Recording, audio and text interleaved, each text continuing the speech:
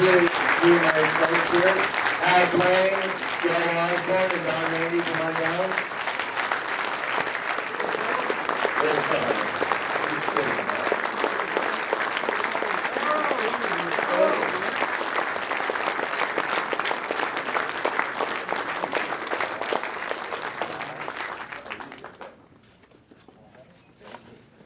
No, you sit over here. Except I gotta keep you. So, thank you Everybody guys. that's here, raise your hand. Okay, great. I gotta thank you guys. I know I didn't get to thank you earlier, but this is like sending our kid off to college after 19 years. And I can't thank all of you. There's so many of you here. I can't thank everybody. But so many of you have supported us over the years. Those emails you sent in, to us when those really dark days, when you thought, we're never gonna get this made. The labels, the publishers, you guys made this happen, the musicians, everybody here made this happen. And I thank all of you for this today. So, and thank these guys here, so please.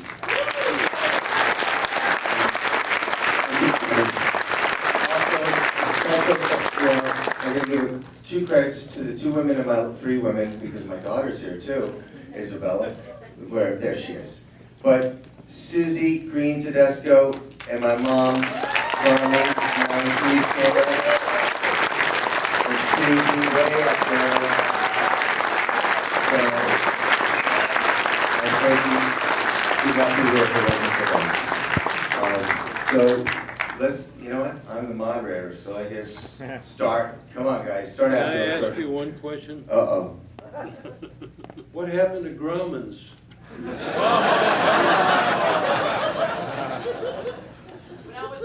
This crowd is much better than the other crowd, you know what I'm saying? Much better. Okay, go ahead. What's the first question? That's it? Let's go. Just raise your hand if you have a question. There you go. Is that number 1 or number 2? Are you on the phone? No, sorry. I thought he was making a phone call. What is that? Are you guys still playing music? Are they still playing music? Yeah, Don, you want to tell them what you just did? We just did, actually, we did it almost 2 years ago, the country #1 record of the year with Glenn Campbell. Joe Osborn, myself, and Mr. Hal Blaine.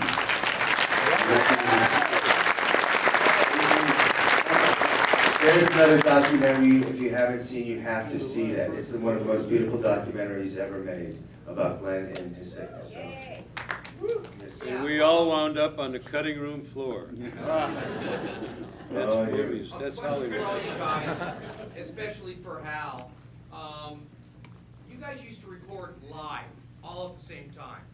Why is that a lost art?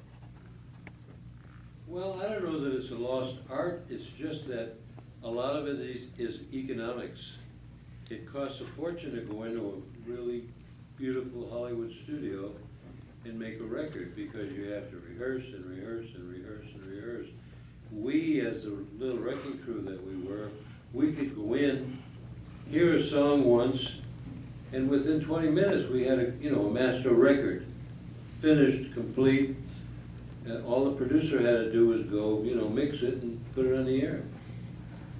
Incidentally, in the film, you notice Hal's playing drums. And then it starts, and then everybody comes in, and Elvis is singing, a little less conversation. What you heard is exactly what we talk about. There was no song. Billy Strange and Mac Davis were the composers for that film. It's one of Elvis's 9 million song movies. And we were doing the date, and they said, guys, can you take a break? We got to write another song. The producer wants another song in this thing. So they went out for 10, 15 minutes. We all came back, and we started talking about it. Hal started playing that thing. Somebody played something else. There was no, they had an idea for what the lyric was. The arrangement was done right there on the bandstand.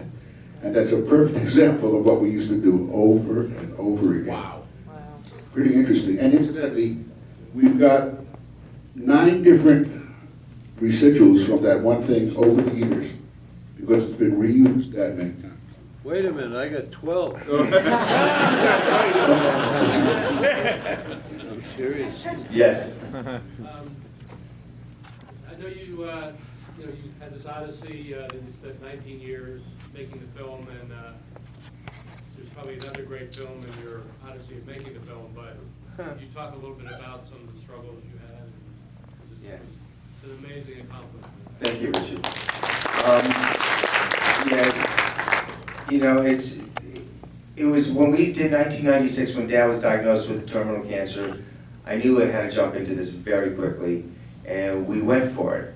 And 1997, Dad passed. 1998, we had this nice 14 minutes VHS tape that we used to shop around. I don't think we really ever shopped it. I think people just said, this is great, and they'd say, but you're never gonna get this made because you have this music that is gonna be so expensive. First, actually, they blamed the labels and the publishers. They said, you're never gonna get them to agree upon being in the same film together, whether or not you can even afford the music. But we had to go on the ideas like, well, I can't say, you know, I'm gotta keep going.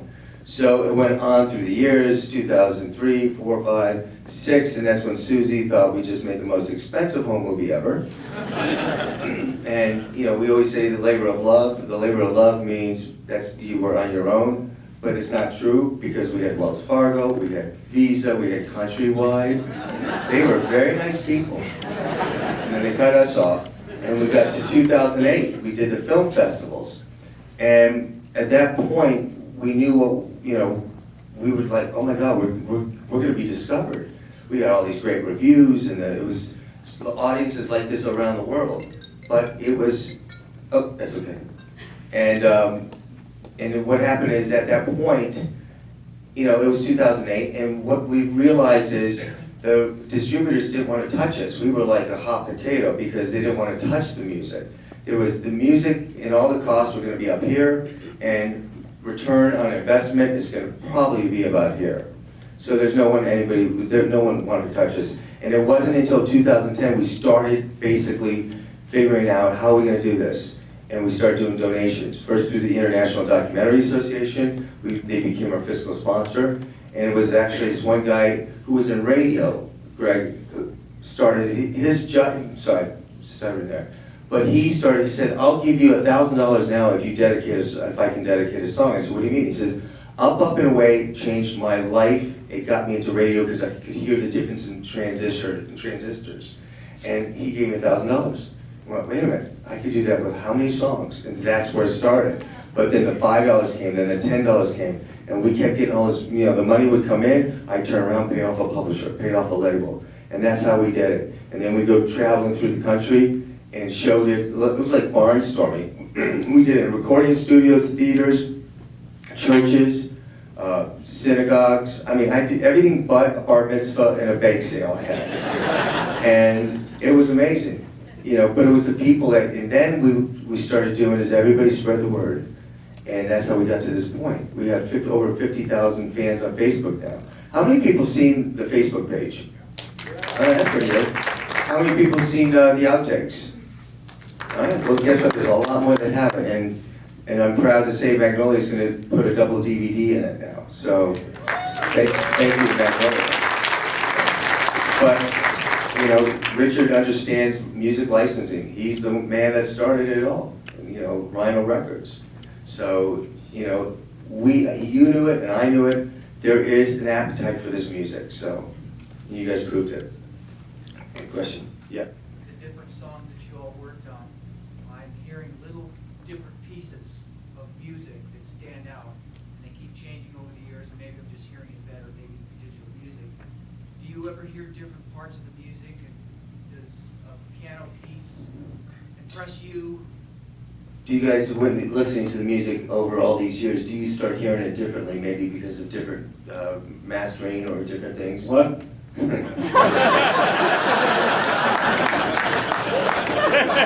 Oh, such a good setup. That was beautiful, thank you. We're only here for another 15 minutes, folks.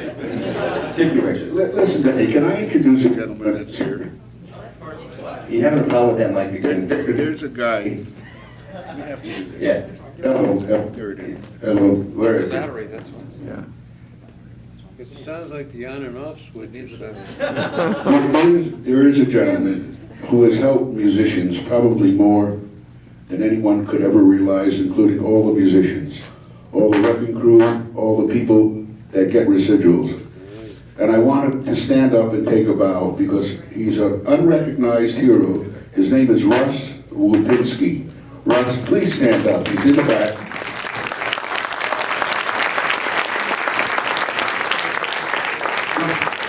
He was the guy that has gone to the union records that have been thrown literally in the garbage and closets. And he's researched and found all this stuff for the last 8 years.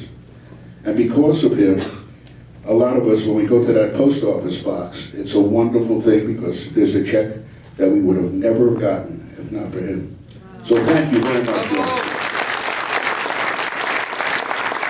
Lumpy Gravy. Is that what that was from? Yeah. Okay, thank you. That, yeah, that was from Lumpy Gravy, and a lot of that, my dad was on that. Has anybody seen any of those outtakes with Frank Zappa? Emil Richards talked about that, because my dad thought it was gonna be a joke. You know, he knew Frank was a wild guy, but he didn't realize he was gonna have to read a lot of music. And you know, my father was a good reader, but it was like intense that day, so we thought he'd be jokester, and got there dressed up as a Boy Scout, and went, oh, God. So, yeah. Well, I've noticed that the soundtrack in the credits, will it be available? It's very good. Yes, the soundtrack actually, right now, it's funny because if you asked 19 years ago, you would have thought, of course it's going to be available. But with iTunes and all those other, other outlets, there was no interest. So what we started was Pledge Drive Music. If you go to Wrecking Crew Pledge Music, I'm sorry, not Pledge, Pledge Music, you can get the soundtrack. We're going to have 3 CDs filled with the hits. 1 CD is going to have just the guys themselves under their own name, under Hal's name, my dad's name, different guys with their own music. So that'll be the 4th CD. And then there's the book, which is also, there's examples of it outside, which Ken Sharp wrote. It's beautiful. It's a 12 by 12 coffee table book. It's gorgeous. So we're not putting on marketing. We're going for it. Yeah. What's it called again? It's called Pledge Music, which is where you take it. Then it's Wrecking Crew. When you get there, you'll find yourself Wrecking Crew. And it's also 2 LP set for those who really want to get into the vinyl. Let me ask you a question. How quiet it got. Yeah. Do you have any idea how to fix a microphone? Dave Gold is here. Where's Dave Gold? Can I give Dave Gold a big shout out? Dave Gold is a Gold Star.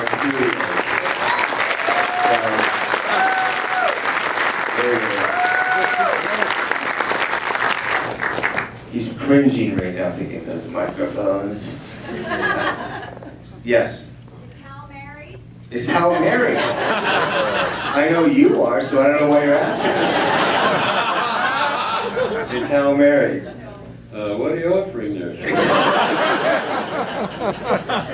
His girlfriend's in the room. When I was a young man, What? When I was a young man, chasing the girls, there comes a time in your old age, and I'm no longer a kid anymore, all of that stuff gets pushed way back into your brain.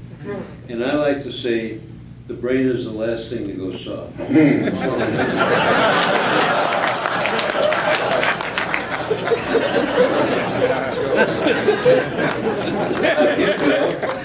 Yeah, Joe, tell us. Yes, right in the back. We've all heard stories about the Wrecking Crew performing in Phil Spector. Tell us what a Phil Spector session was really like. Phil Spector, start on your side, Don. He's asking about the Phil Spector Yeah, session. here. Do you have any Milltown? Phil Spector is exactly what Phil Spector always was. He was a very eccentric, truly a top A&R man because he knew how to find songs and pick them. And he was sometimes very hard to work for because of the amount of hours that we did. But he also was a genius at finding the artists. Where he wasn't a genius was some of these artists that he had very short careers because of him.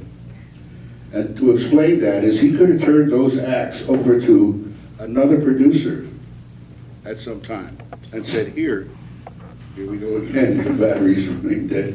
He could have turned it over to another producer and said, now you produced them for a while. As big as his label got, it could have been 100 times bigger had he had the sense to turn it over to these other people, but he would rather see the acts disappear. And it happened time and time again with different people that worked for him. And especially with the Ronettes, so they should have been monster. But they went as far as they could go. Any other questions about Phil? Back off of the mic. And working with all those different bands, with Larry and Phil and yourself and Hal. What I remember most about recording with the 50 Mitch. Right. They were very long and grueling.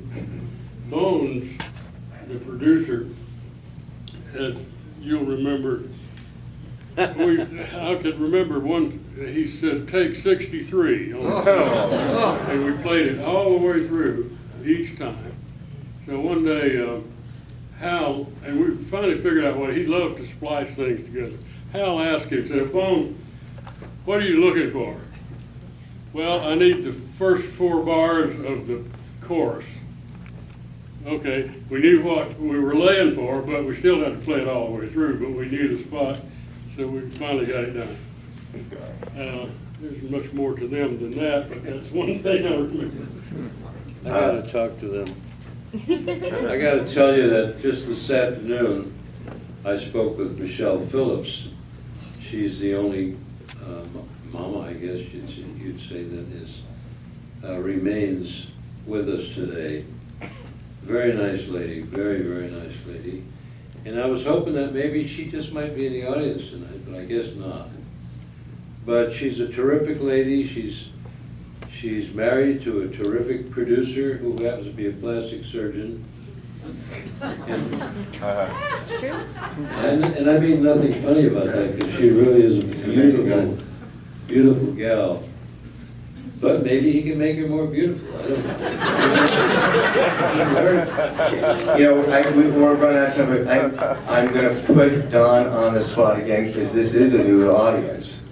Don, tell me my favorite story, Don. I feel like I'm going to bed. Donnie? I think this microphone works. Is it working, or? Yes. Just stay away from it. I hope this is the last time I have to tell this story. Let's hope so. Hal Blaine and I have been friends forever, and sometimes when we go on the road, we would room together. In 1968, we were on the road for a Democratic campaign for Hubert Humphrey when he was running for president. And the people we were out with was Frank Sinatra, Dean Martin, Sammy Davis Jr., and Nancy Sinatra. And we were on a Sunday in Minneapolis, Minnesota, where they have a blue law. And everything closes early because of that. And the kitchen closed at 7 o'clock. And we got back at 7:30 from doing an afternoon show.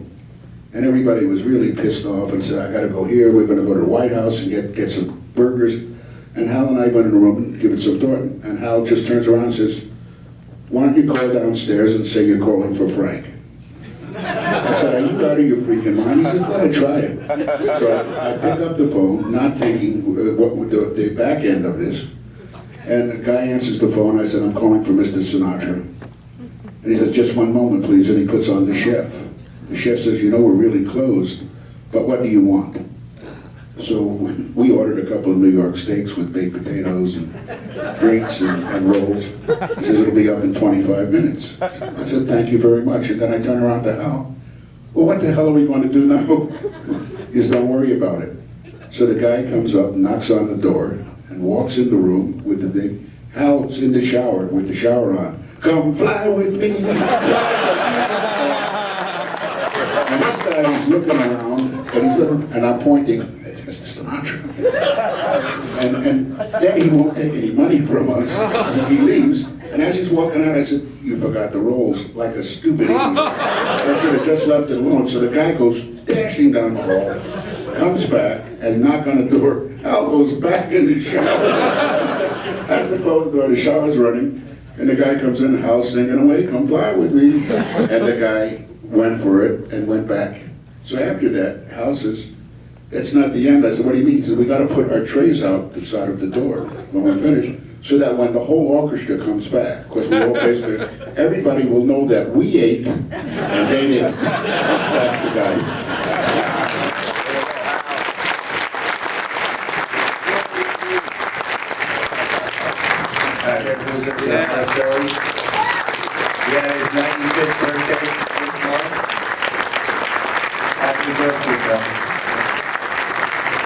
Well, thank you.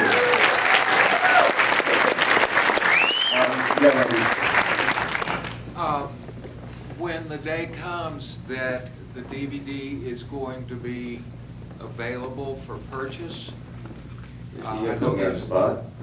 I know that there is a lot of people who are gonna be interested in what extras we did not see here.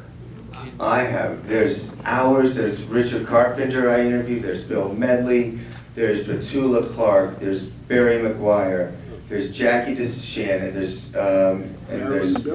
Don Peake right here. Don Peake, there's Don I interviewed, there's Emil Richards, there's so many of the guys. I have my editor, God bless. Anybody know Claire Scanlon? Yeah, my daughter. Claire Scanlon is my editor / producer, who's now in labor. So this is her big film coming out. Her husband's film's coming out today, and she's having a baby tonight. So it's all good luck. But it will be better. And thank God for Magnolia for giving us a chance. Guys, we sold out 2 shows tonight. We're here for a week. Please, it's so important to push this through. I'm not stopping here. I'm going all the way through that finish line. I'm just gonna pump it out. If you know friends that can't come out, tell them it's on, video on demand or it's on iTunes. New York sold out tonight, and we don't want to let New York take God bless New York, but I think we could sell it another night, right? Yeah. Yeah, tell your friends in New York.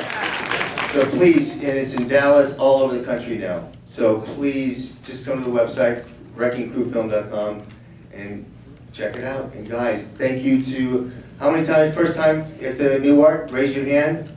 Nice. You guys gonna come back? Yeah, okay. Thank you, guys. I think you were going to say they all came here for the Rocky Horror Show. Oh, by the way, Rocky Horror Show, the Wrecking Crew, okay? Wrecking Crew did the Rocky Horror Show. Lou Adler actually produced it, and they're on it. So if you want to stick around, we'll do that too.